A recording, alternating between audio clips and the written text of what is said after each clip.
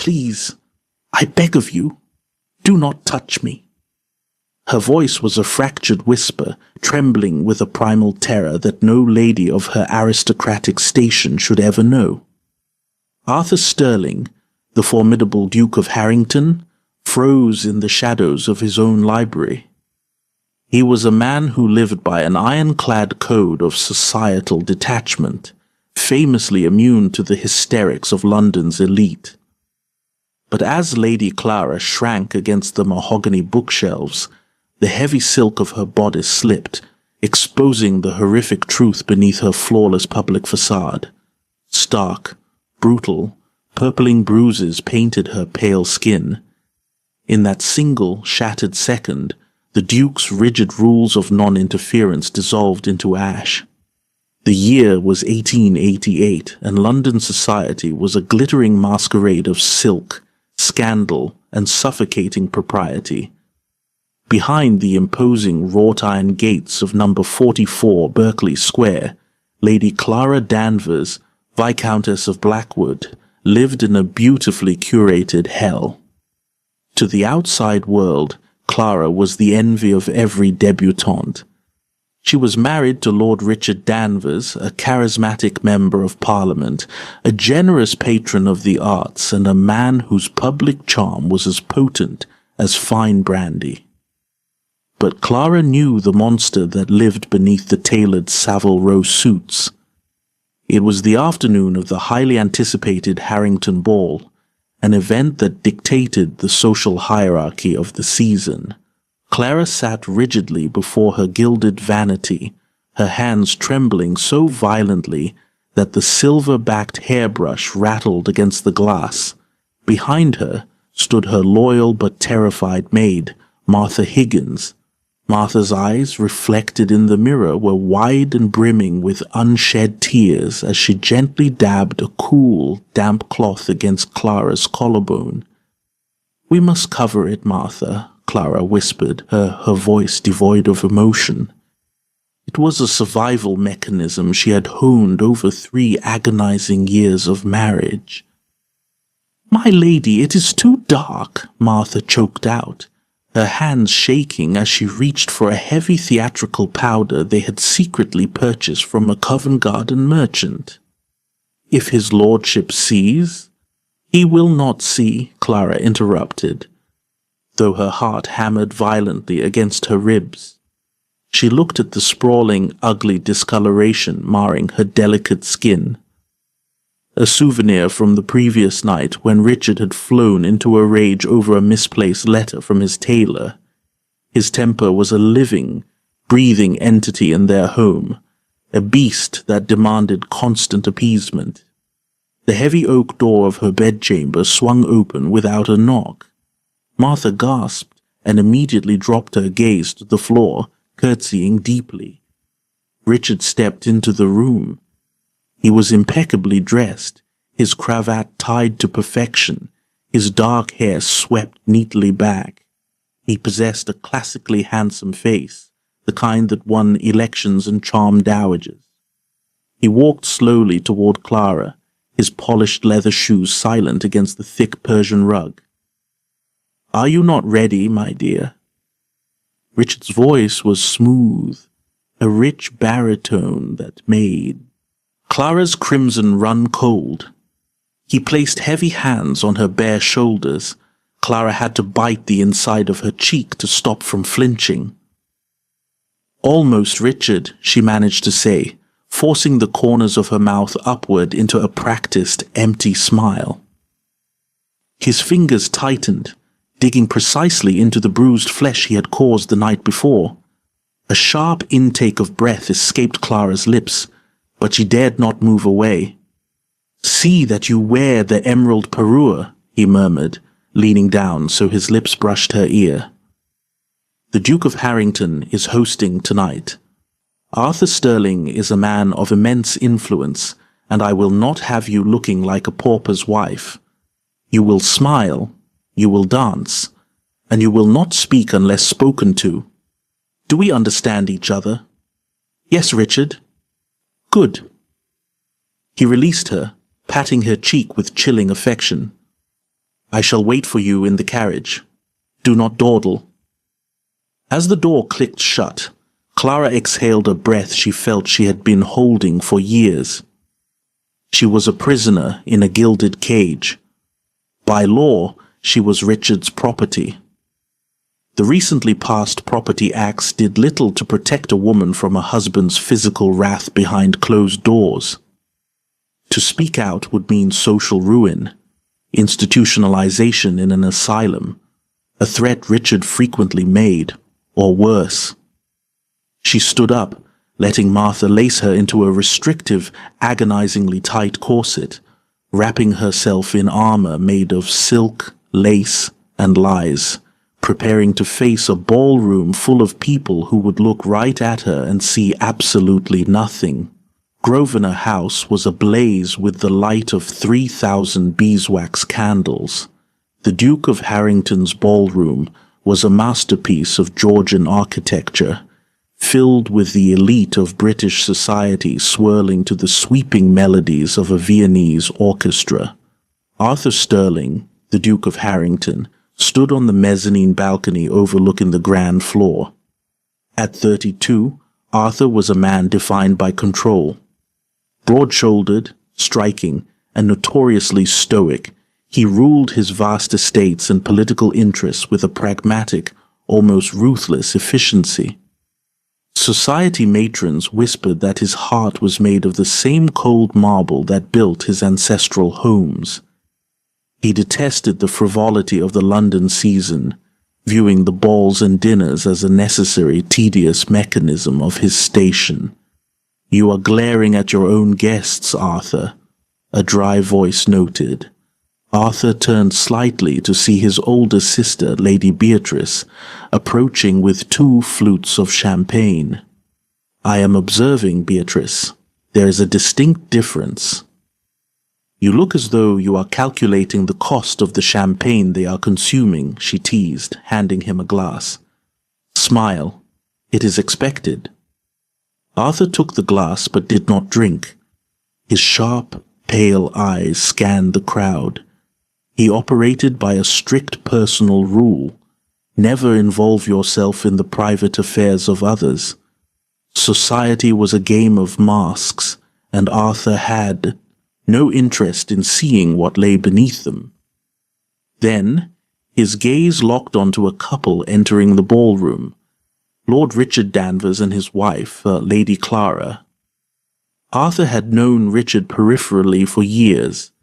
They shared memberships at White's Club, and Arthur had seen the vicious, unhinged look in Richard's eyes over the card tables when he lost. Arthur had never liked the man, finding his public philanthropy gratingly insincere. But it was Lady Clara who held Arthur's attention. She was breathtakingly beautiful, draped in deep forest green silk that matched the heavy emeralds around her throat. Yet, as Arthur watched her with a predator's acute focus, he noticed the dissonance in her demeanor.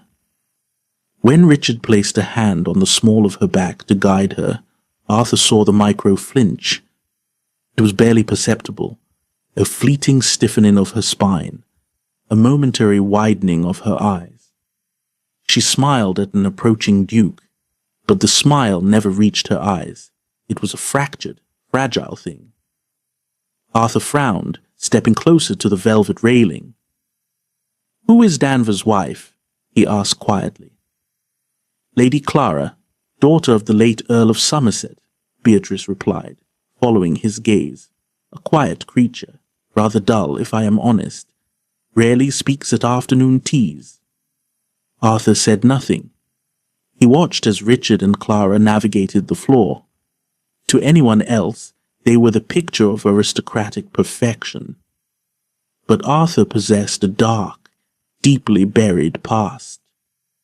Before his father had fallen, Arthur had watched his own mother slowly wither under the psychological tyranny of a cruel husband.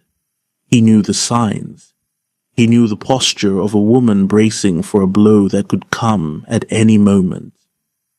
30 minutes later, the orchestra struck up a lively polka.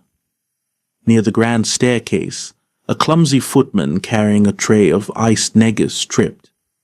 The tray clattered to the floor, and a splash of dark red liquid caught the hem of Clara's pristine silk gown. Arthur, still watching from the balcony, saw the mask slip. Richard turned on Clara. Though his voice remained low, the sheer, unadulterated venom in his expression was terrifying. His hand struck out, gripping Clara's upper arm with a force that Arthur knew instantly would leave marks. Clara's face drained of all color. She looked utterly terrified, completely paralyzed. Richard leaned in, hissed something in her ear, and then released her with a slight, violent shove.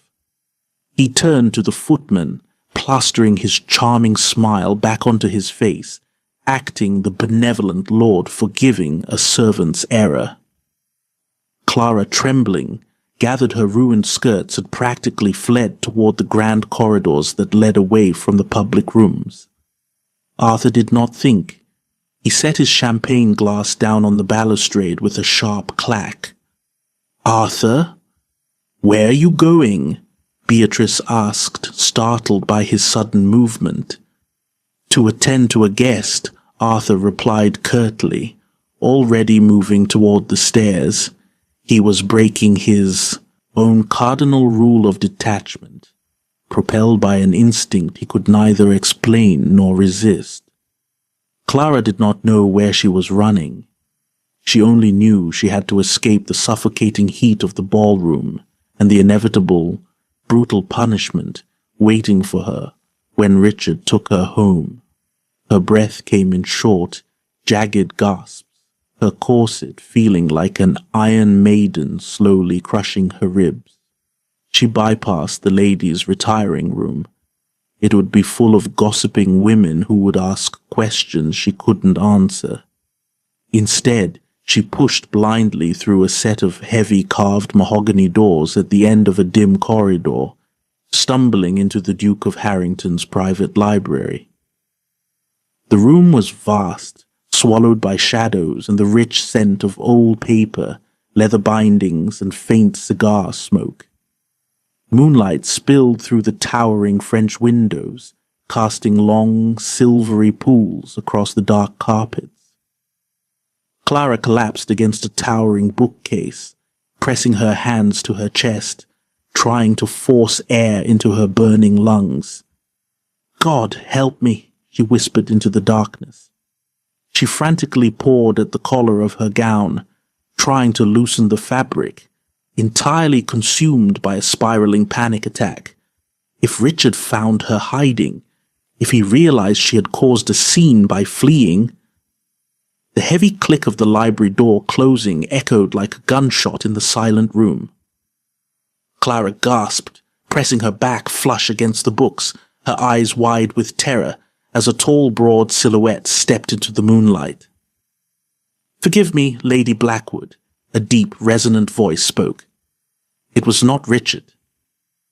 Arthur Sterling stepped forward, keeping his distance. He kept his hands clasped behind his back, projecting an aura of calm stability. "I saw the incident with the footman. I wanted to ensure you were unharmed and offer the assistance of my housekeeper." Clara's heart pounded so hard it blurred her vision. She didn't trust him. She didn't trust any man in power. To her, men like the Duke were cut from the same cloth as her husband, untouchable, entitled, and dangerous. "I am fine, Your Grace," Clara stammered, her voice shaking violently. "Please, I must return. My husband—" "Your husband is currently holding court with Lord Palmerston in the smoking room," Arthur said smoothly, taking one slow step closer. "You have time to compose yourself. You are trembling." "Do not come any closer," Clara cried out, her composure snapping entirely. The sheer terror of being trapped in a dark room with a powerful man overtook her rational mind. She scrambled backward, her heel catching on the edge of the rug. She stumbled. As she threw her arms out to catch herself, The delicate, already strained silk of her bodice caught on a brass drawer pull of a reading table. There was a sickening sound of tearing fabric. The heavy emerald necklace pulled the ripped fabric downward, violently exposing her left shoulder and collarbone. Arthur stepped forward instinctively to catch her.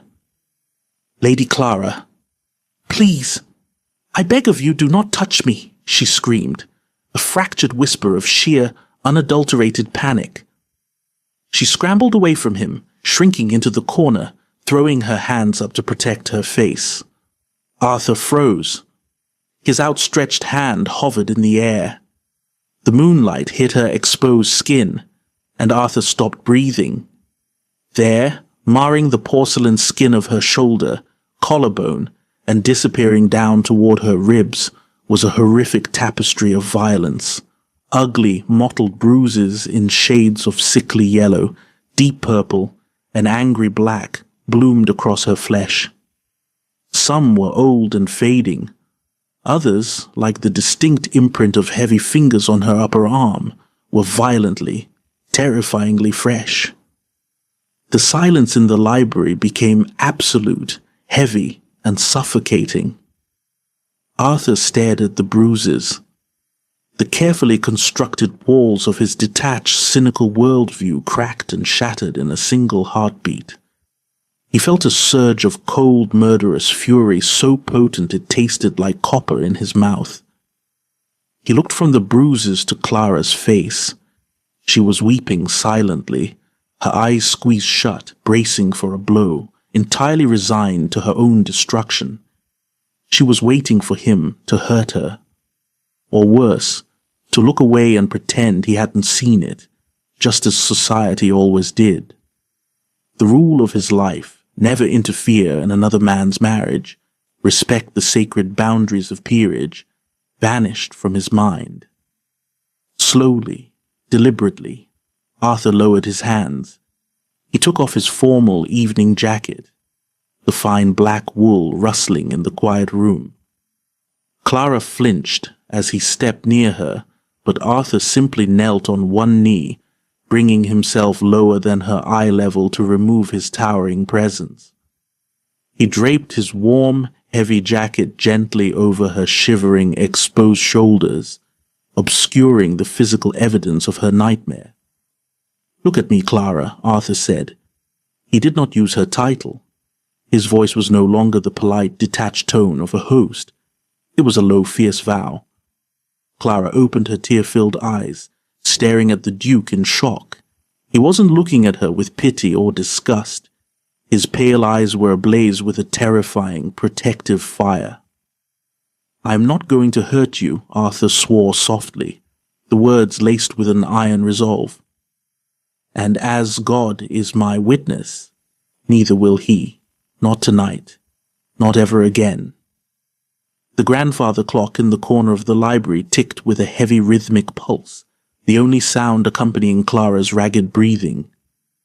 Arthur's formal jacket engulfed her, the heavy wool smelling faintly of cedar and expensive tobacco. It was the first time in 3 years she had been enveloped by a man's presence and felt something other than bone-deep terror. "You cannot," Clara whispered, her voice trembling as she clutched the lapels of his coat together. "You do not understand, Your Grace. The law. He is my husband. He has the right to—" "The law is a crude instrument written by men who do not bleed," Arthur interrupted, his voice a low, gravelly baritone that brooked no argument. He rose slowly, giving her space. "I do not care about the law of coverture, Lady Clara. I care about the fact that you will not survive another week in that man's house, and I will not stand by and allow a eliminate to masquerade as a marriage." He turned to his mahogany desk and struck a match, lighting a single oil lamp. He then pulled a heavy velvet bell cord. "What are you doing?" Panic spiked in her chest again. "If he finds me here—" "He will not," Arthur stated flatly. The door opened a mere crack, and a sharply dressed man with a discreet, unreadable expression stepped inside, bowing instantly. "Reynolds?" "Your Grace," the man replied, his eyes briefly flicking to Clara huddled on the floor before snapping back to his employer. Thomas Reynolds was Arthur's most trusted confidant, a former military intelligence officer who handled the Duke's most sensitive affairs. "Bring my private carriage to the Mews entrance. No crests, no footmen," Arthur commanded, his tone brisk and absolute. "Send word to Mrs. Hughes at the Surrey estate. Tell her to prepare the East Wing and to summon Dr. Harrison Reed immediately. Discretion is paramount, Reynolds. If a single word of this reaches the papers, I will see you ruined." "At once, Your Grace," Reynolds murmured, disappearing as silently as a ghost. Clara stared at Arthur, her mind reeling. "Surrey? You are kidnapping me?" "I am offering you sanctuary," Arthur corrected gently, turning back to her. "If you walk out of that door and return to Lord Danvers, I will not stop you. But if you stay, I will shield you with every ounce of power, wealth, and influence I possess. The choice is entirely yours, Clara." She looked at the door. Beyond it lay the glittering ballroom, her monstrous husband, and a life of certain agony. Then she looked at the Duke, a man known for his icy detachment, now risking his flawless reputation to save a woman he barely knew. She closed her eyes, a single tear slipping down her pale cheek, and nodded. "Please," she choked out, "hide me." 10 minutes later, Clara was slipping through the servant corridors, guided by Reynolds, cloaked in a heavy, hooded travelling mantle. Meanwhile, Arthur returned to the ballroom. He stood at the top of the grand marble staircase, his eyes scanning the crowd until they locked onto Richard Danvers. Richard was holding a glass of scotch, laughing loudly at a joke made by the Chancellor of the Exchequer. Arthur descended the stairs, his face a mask of carved granite. The crowd naturally parted for the Duke of Harrington. "Danvers," Arthur said, his voice cutting through the ambient chatter like a blade. Richard turned, his charming smile firmly in place. "Ah, Harrington, a magnificent evening. Have you seen my wife? She seems to have misplaced herself." "I have," Arthur replied smoothly, stopping mere inches from Richard. He lowered his voice so only Richard could hear, though his posture remained casually dominant. Lady Clara was taken suddenly and violently ill, a severe hysterical collapse. Richard's smile faltered, a flash of genuine irritation crossing his eyes. "Where is she? I will take her home immediately. She is prone to these dramatic turns." "That will not be possible," Arthur said softly. "My personal physician examined her and determined she was in no condition to travel back to London. I have taken the liberty of sending her to a private medical retreat in the country for immediate convalescence. It was a matter of life and fate, Danvers. I am sure a loving husband such as yourself understands." Richard's face drained of colour, his jaw clenching so hard a muscle twitched violently in his cheek. He recognized the maneuver. Arthur was boxing him in with a lie told in front of half the House of Lords. If Richard demanded his wife back now, he would look like a brute denying a sick woman medical care. "You overstep, Your Grace," Richard hissed, his veneer of civility slipping to reveal the predator beneath. "She is my wife, my property." "She is my guest," Arthur countered, his pale eyes blazing with a cold, terrifying promise. "And she will remain under my protection until she is fully healed. Do not force me to look closer at the cause of her illness, Danvers. You would not survive the scrutiny." Arthur turned on his heel and walked away, leaving Richard seething in the center of the ballroom, a war officially declared. Oakhaven Manor in Surrey was a fortress disguised as a pastoral paradise. Surrounded by dense, ancient woodlands and miles of wrought iron fencing, it was the perfect place to vanish. For the first 2 weeks, Clara did little but sleep. The psychological toll of living in a state of constant hypervigilance had left her utterly hollowed out. Under the meticulous and discreet care of Dr. Harrison Reed, her bruises slowly began to fade from angry purples to dull yellowish greens. More importantly, Dr. Reed thoroughly documented every injury, taking detailed medical notes and sketches, evidence Arthur insisted upon gathering. Arthur visited on the 15th day. Clara was sitting in the glass conservatory, surrounded by blooming orchids, a book resting forgotten in her lap. When she heard his heavy footsteps on the terracotta tiles, she didn't flinch. It was a small, monumental victory. "You look better," Arthur said, remaining near the doorway, ever respectful of her physical space. He wore a simple riding coat, his hair slightly wind-blown, making him look less like a formidable duke and more like a mortal man. "I feel quiet," Clara admitted softly, looking down at her hands. "It is a strange sensation to not be listening for the sound of his carriage wheels." She looked up, meeting his intense gaze. "But I know it cannot last. Richard will not simply let me go. His pride is too monstrous." Arthur stepped further into the room, taking a seat in a wicker chair opposite her. His expression darkened. "You are correct. He has not." Clara's heart skipped a beat. "What has he done?" "He has weaponized society," Arthur explained, his tone strictly factual, grounding her in reality rather than offering false comforts. "He has filed a writ of habeas corpus with the courts, demanding I produce you. He is claiming I have abducted a mentally unstable woman, playing the part of the distraught, loving husband flawlessly. The newspapers are beginning to hint at a scandal. If the courts rule in his favor, the law will compel me to return you to his custody." Panic, cold and sharp, flooded Clara's veins. "Then I am lost.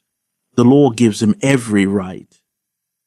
I will burn Oakhaven to the ground and smuggle you to the continent before I let him take you," Arthur stated, the raw, unfiltered intensity in his voice startling her.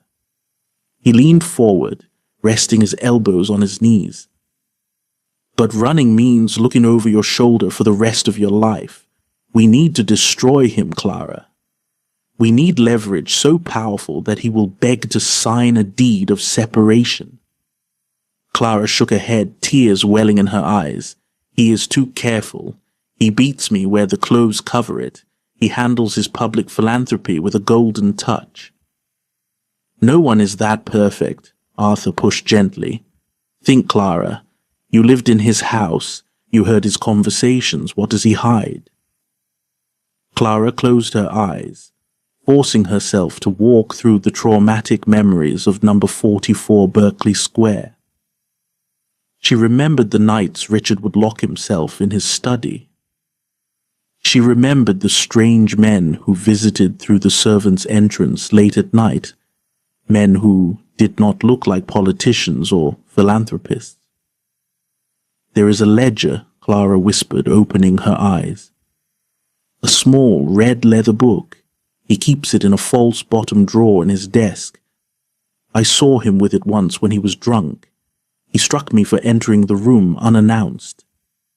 She swallowed hard. He laughed and said it was his insurance against the very men he served in Parliament. And there were names. Railway tycoons. Bribery. A slow, dangerous smile spread across Arthur's face. It was the look of a master chess player who had just seen the mate in 3 moves. "Embezzlement and political blackmail," Arthur murmured. If we can secure that ledger, Richard Danvers will not just lose his wife. He will face a lifetime in Newgate prison. Arthur stood up, his energy suddenly electric. I must return to London immediately. Reynolds and I have a house to break into. Arthur. Wait! Clara called out, using his Christian name for the first time. He stopped, looking back at her. She stood up, the sunlight catching the gold in her hair. She was no longer just a victim. She was a woman fighting for her own life. It is a locked drawer, an intricate mechanism. You will not find the release catch in the dark. I have to go with you. Arthur stared at her, seeing the fragile, iron-willed determination beneath her bruised exterior. The danger was immense. If Richard caught her in the house, it would be catastrophic. But looking into her eyes, Arthur knew he could not deny her the agency to destroy her own monster. Then we leave tonight, Arthur said. The London fog was a thick, suffocating blanket of yellow-grey soot as Arthur's unmarked black carriage rolled to a silent halt in the cobblestone mews behind Berkeley Square. It was 3 a.m, the city entombed in a damp, chilling silence broken only by the distant, mournful whistle of a riverboat on the Thames. Inside the carriage, the air was practically vibrating with tension. Clara sat rigid, her hands gripped so tightly together in her lap that her knuckles were entirely white beneath her dark leather gloves. Beside her, Arthur was a study in lethal stillness. He wore no top hat, no tailored evening coat, only a dark and heavy wool reefer jacket and trousers that allowed for silent movement. Across from them sat Thomas Reynolds, holding a set of forged skeleton keys with the calm precision of a man who had breached foreign embassies for the crown. He is supposed to be at White's Club playing faro until dawn, Arthur murmured, his eyes scanning the shadowed rear entrance of number 44. My informants confirmed he took a carriage there at midnight. Richard is unpredictable when he is losing, Clara whispered, her voice a fragile thread. Just looking at the imposing brick facade of the house made her throat close up. It was a mausoleum where her spirit had been systematically crushed. If he lost heavily, he will return early, and he will be looking for something or someone to strike. Arthur reached across the narrow space. He did not grab her hand, but simply rested his warm, ungloved palm over her tightly clenched fists. The grounding weight of his touch sent a jolt of steadying warmth through the ice in her veins. Breathe, Clara, Arthur commanded softly, his pale eyes locking onto hers in the dim light of the carriage lamp. We are ghosts tonight. We will be in and out before the grandfather clock chimes the hour. I am right beside you. Clara swallowed hard, nodding once. I am ready. Reynolds slipped out of the carriage first, melting into the fog. Within 60 seconds, the heavy oak door of the servants' entrance clicked open. Arthur helped Clara down, keeping his body positioned between her and the street. Stepping into the dark, cavernous kitchen of her own home felt like stepping onto an alien planet. The familiar smells of cold hearth ash, beeswax, and damp cellar stone triggered a violent wave of nausea in Clara's stomach. Every creak of the floorboards above them sounded like Richard's heavy, polished boots. They moved with agonizing slowness up the narrow servant stairs. Reynolds took the lead. Arthur stayed directly behind Clara, his physical presence a silent, impenetrable shield. When they reached the ground floor, the grand foyer was bathed in the skeletal, silvery light of the moon filtering through the high fanlight window.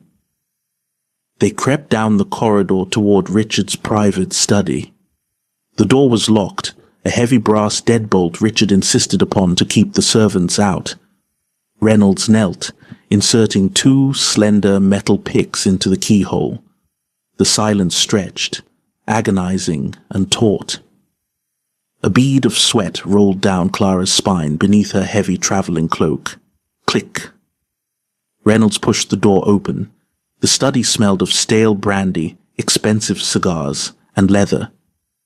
Clara moved instinctively toward the massive mahogany pedestal desk dominating the center of the room. It was a fortress of a desk, carved with heavy, imposing lions' heads. The false draw, Arthur whispered, moving to stand beside her, while Reynolds kept watch at the door. Where is the mechanism? It is the lion's eye, Clara said, her fingers trembling as she ran them under the heavy lip of the desk. The bottom right drawer. You have to press the eye of the carving while pulling the brass handle upward, not outward. Arthur knelt, his broad shoulders dwarfing the heavy furniture. He found the carving, his strong fingers applying precise pressure. Suddenly, the heavy thud of the front door echoing through the grand foyer froze the crimson in all three of their veins. Lord Danvers, Reynolds hissed from the doorway, his voice a barely audible breath. He is early, and he is not alone. Heavy, uneven footsteps echoed on the marble floors outside, accompanied by the loud, slurred voice of Richard Danvers. I tell you, Croft, the Prime Minister is a fool. The railway contracts are ours for the taking if you just squeeze the right ministers. Clara stopped breathing. Her hands flew to her mouth, her eyes wide with a primal, paralyzing terror. He was here. He was outside the door. Get the ledger, Arthur commanded in a fiercely quiet whisper, not looking up. He pressed the lion's eye. With a soft snick, the hidden bottom panel of the drawer dropped down. Clara dropped to her knees beside him, her hands plunging into the shallow, hidden compartment. Her fingers brushed against velvet, then cold metal, a pistol, and finally, the smooth, distinct texture of a leather-bound book. She pulled out the red leather ledger. I have it. Reynolds, the window, Arthur ordered, but it was too late. The heavy brass handle of the study, Douglas rattled. Locked? Richard's angry, drunken voice boomed from the corridor. Why the devil is my own study locked? Higgins, where is that useless butler? The window now, Arthur said, his voice dropping an octave, slipping into a terrifyingly calm, commanding register. He grabbed Clara by the waist, practically lifting her off the floor, and shoved her toward the heavy velvet curtains where Reynolds had just unlatched the sash window leading to the side gardens. Go, Arthur told Reynolds. Take her to the carriage. Do not wait for me. Arthur, no, Clara gasped, clutching the ledger to her chest. He will defeat you. He is welcome to try, Arthur replied, a dark, dangerous smile touching his lips. He pushed her firmly out onto the terrace. Run, Clara. Behind him, the study door exploded inward. The heavy brass handle of the study door rattled violently, the sound sharp and metallic in the tense quiet of the room. A heartbeat later, the thick mahogany door did not merely open. It was shoved inward with such brutal force that the hinges shrieked, the wood slamming against the interior wall, rattling the framed hunting prints that lined the wallpaper. What is the meaning of this? Richard Danvers roared.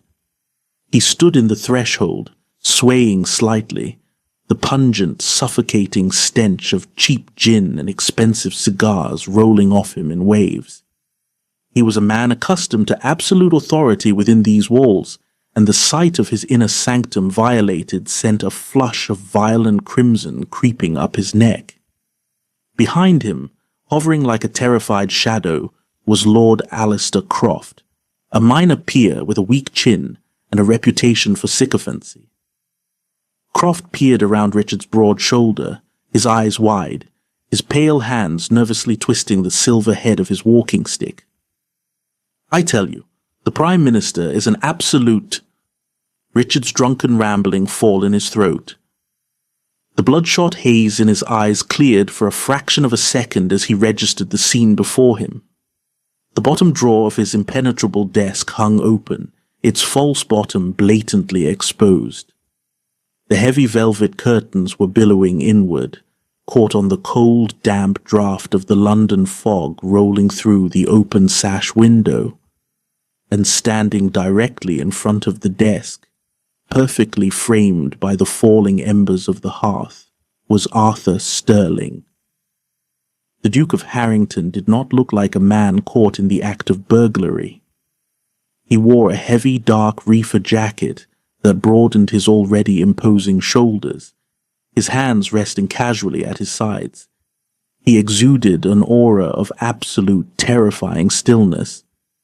There was no panic in his pale eyes, only the cold, calculated stare of a predator assessing a particularly pathetic prey. "Harrington?" Richard sputtered, his mind struggling to bridge the gap between his aristocratic reality and the sheer impossibility of the situation. He took a heavy, uneven step into the room. "What in God's name are you doing in my house? How did you get in here?" Arthur did not raise his voice. He didn't need to. His tone was as smooth and unyielding as a slab of marble. "The locks on your doors, Danvers, are as fragile as the facade you present to the world." Richard's gaze darted frantically around the room.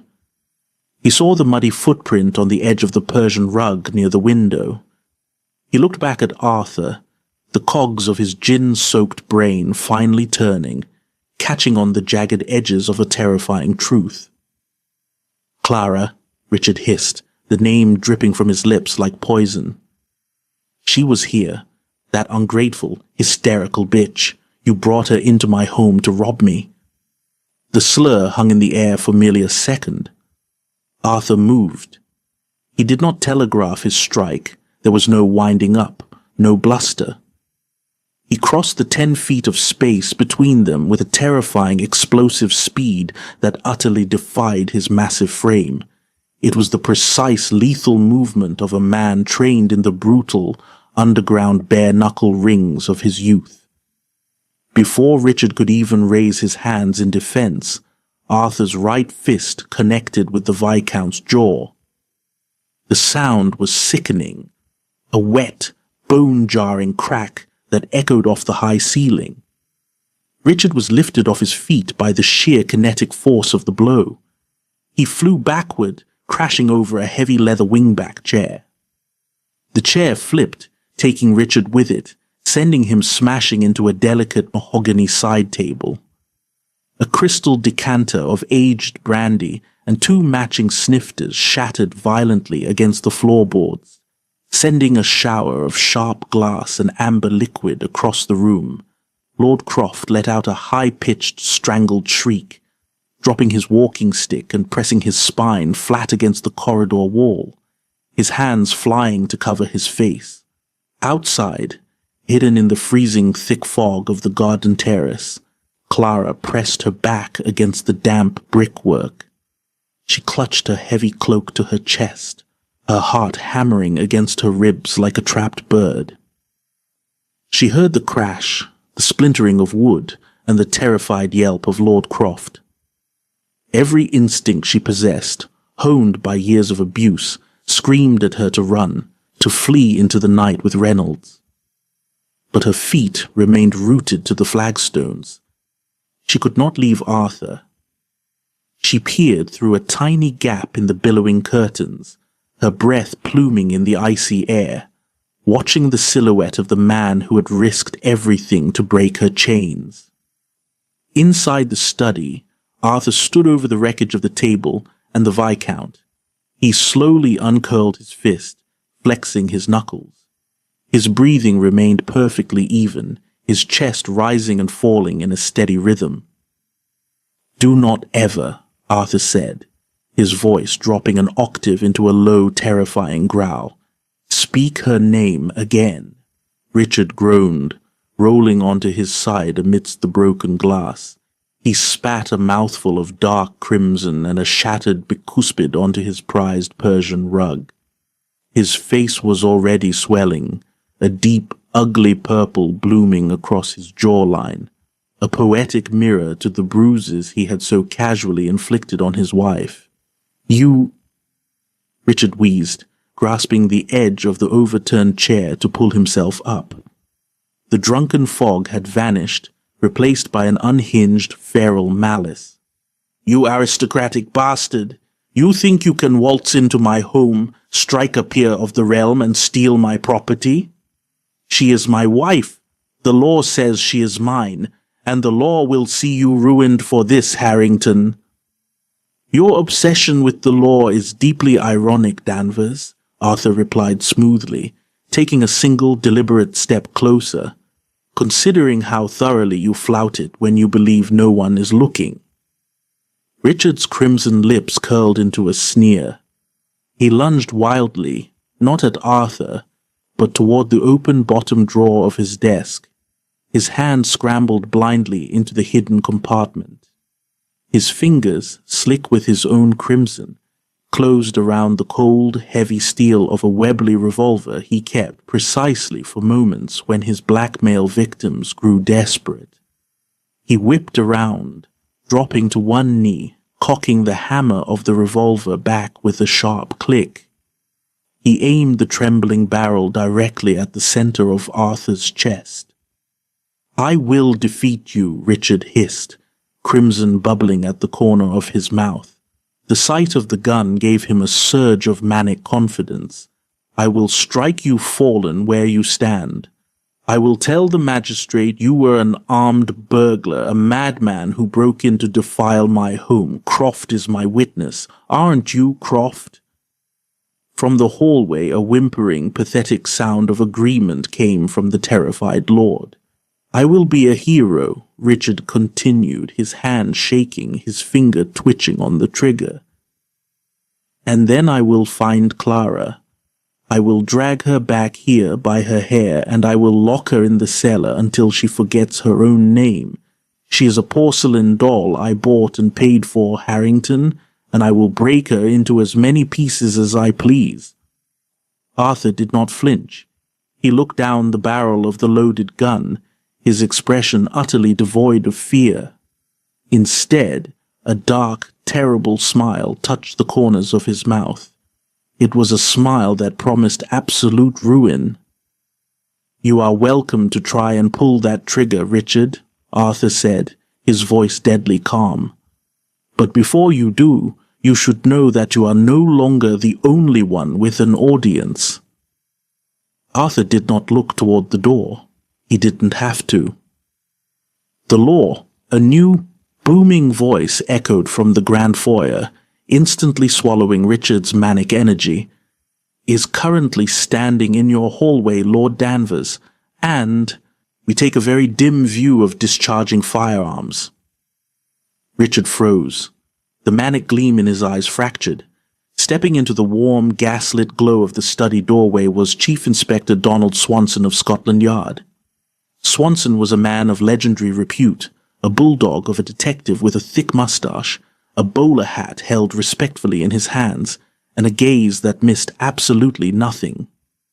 Flanking him, their brass buttons gleaming in the dim light, were 4 uniformed officers of the Metropolitan Police. Behind them, looking entirely unruffled and completely invisible until this very moment, stood Thomas Reynolds. He gave Arthur a microscopic nod. Lord Croft took one look at the sheer number of lawmen crowding the corridor, let out a final pathetic squeak, and fainted fallen away, crumpling onto the marble tiles like a discarded rag.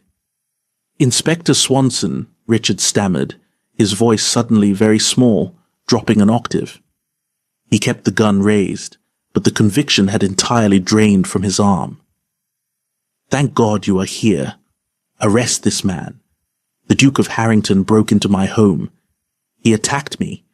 He has abducted my wife and is trying to rob me." "Put the firearm down, my lord," Inspector Swanson ordered. It was not a request. It was an ironclad command backed by the full weight of the crown. Richard looked frantically from the stoic wall of blue uniforms to Arthur's unyielding face. "You don't understand. He is the criminal here." Arthur calmly reached into the inner breast pocket of his heavy jacket. He did not move abruptly, ensuring the police saw exactly what he was doing. He withdrew his hand, holding not a weapon, but a small, unassuming red leather-bound book. Clara had pressed it into his hand just seconds before she fled through the window. It felt heavy with the weight of her suffering, and heavy with the promise of Richard's destruction. "Inspector Swanson," Arthur said, his voice carrying the natural, commanding acoustics of the House of Lords. He held the book out toward the detective. "I present to you the personal handwritten ledger of Viscount Blackwood. Mr. Reynolds contacted you regarding my suspicions of profound financial irregularities. This book is the proof." Richard's face drained of color so rapidly it was as if he had been struck a second time. A sickly grayish pallor overtook him. The gun in his hand sagged toward the floorboards. "Inside this volume," Arthur continued, his eyes locked mercilessly on Richard's crumbling visage, "you will find meticulously detailed, itemized accounts. It chronicles his systematic embezzlement of over £40,000 from the Treasury's Orphan Relief Fund. Furthermore, it outlines a highly illegal extortion scheme involving shares in the Great Western Railway and the names of 3 members of Lord Salisbury's cabinet, whom Lord Danvers has been actively blackmailing to secure his political appointments." Inspector Swanson stepped over the unconscious body of Lord Croft and entered the study. He reached out and took the red leather ledger from Arthur's hand. The detective flipped it open, scanning the first few pages, his thick eyebrows rising incrementally as his eyes darted over the columns of names, dates, and damning sums of money. "This is a forgery," Richard whispered, his voice cracking, the sound hollow and desperate. "It is a lie. He planted it. It is a conspiracy to ruin me." "The handwriting analysis will prove otherwise," Arthur replied smoothly, crossing his arms over his chest, "as will the corresponding bank drafts that I have no doubt Inspector Swanson will find hidden in your safety deposit boxes at the Bank of England by morning." Arthur stepped closer to Richard. He ignored the gun, which was now hanging loosely at the Viscount's side, pointing at the floor. He leaned in, lowering his voice so that only Richard could hear the final devastating ultimatum. "You are finished, Danvers," Arthur murmured, a cold, clinical executioner delivering the final stroke. "Your political career is ash. Your fortune will be seized by the crown. Your social standing is a joke. If you try to drag Clara into this, if you even breathe her name in a courtroom or attempt to file a writ to force her return, I will ensure the prosecution focuses entirely on the Treasury funds. That is high treason against the Crown, Richard. You will not just go to prison, you will swing from a rope at Newgate in front of a cheering crowd." Richard stared up at Arthur. His chest heaved with panicked, shallow breaths. The terrifying reality of his situation crashed down upon him. He looked into Arthur's pale, merciless eyes and saw no bluff, no hesitation, no mercy. He saw a man who would gladly burn London to the ground to protect the woman he had sworn to save. "However," Arthur whispered, his tone chillingly reasonable, "if you cooperate with the inspector, confess to the embezzlement, and sign the deed of absolute separation my solicitors will bring to your cell tomorrow morning, relinquishing all rights and claims to Clara, I might be persuaded to let the treason charges slide into simple fraud. You will spend the rest of your life breaking rocks in a penitentiary, but you will keep your neck. The choice is yours."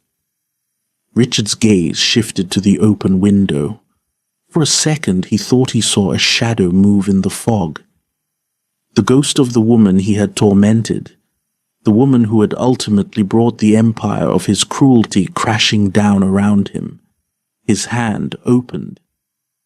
The heavy Webley revolver slipped from his crimson fingers, hitting the floorboards with a dull, defeated thud. A pathetic broken sob escaped Richard's throat. He sank onto both knees amidst the shattered glass of his brandy decanter, burying his bruised, wounded face in his hands, weeping the bitter tears of a broken tyrant. Arthur did not smile. He felt no triumph, only the cold satisfaction of a poison finally lanced from a wound. He stepped back. "Take him," Inspector Swanson commanded, snapping the ledger shut. Two burly officers stepped forward, hauling the weeping Viscount to his feet, roughly pinning his arms behind his back and snapping heavy iron cuffs around his wrists. They dragged him out of his own study, his boots dragging uselessly over the Persian rug. Arthur stood alone in the center of the ruined room. The silence rushed back in, broken only by the ticking of the grandfather clock and the distant wail of a riverboat. He looked at the shattered crystal, the overturned chair, the crimson on the floor, the remnants of a monster's kingdom, permanently dismantled. He turned away from the wreckage, walking purposefully toward the open window. He pushed aside the heavy velvet curtains and stepped out into the freezing, damp fog of the terrace.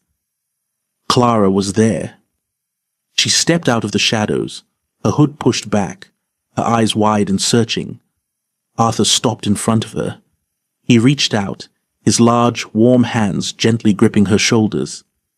"It is over," he said softly, the iron command vanishing from his voice, replaced by a profound, grounding gentleness.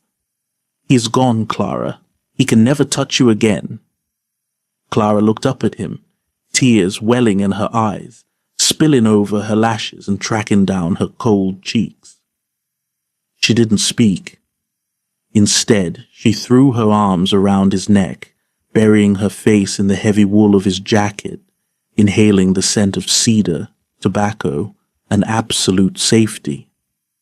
Arthur wrapped his arms around her, pulling her flush against his chest, holding her tight as they walked away from the cursed house in Berkeley Square, leaving the wreckage of her past behind them forever. A year later, the scandal of Lord Danvers' imprisonment for grand embezzlement had faded into yesterday's news, replaced by the relentless churn of London society. Richard was rotting in Newgate Prison, stripped of his titles and wealth. Clara had secured her separation, an unprecedented legal victory fueled by the quiet, terrifying influence of the Duke of Harrington. She stood on the sunlit terrace of Oakhaven Manor, no longer a prisoner in a gilded cage. The bruises on her skin had long since vanished, replaced by a radiant, genuine warmth. She wore no corset, only a loose flowing gown of pale lavender. Arthur stepped out onto the terrace, wrapping his arms around her waist from behind, pressing a soft kiss to her unblemished shoulder. He had broken every rule of his rigid, solitary life for her, and in doing so, he had finally found a reason to live. Clara leaned back against his solid chest, closing her eyes, breathing in the scent of cedar and safety. She had begged him not to touch her once.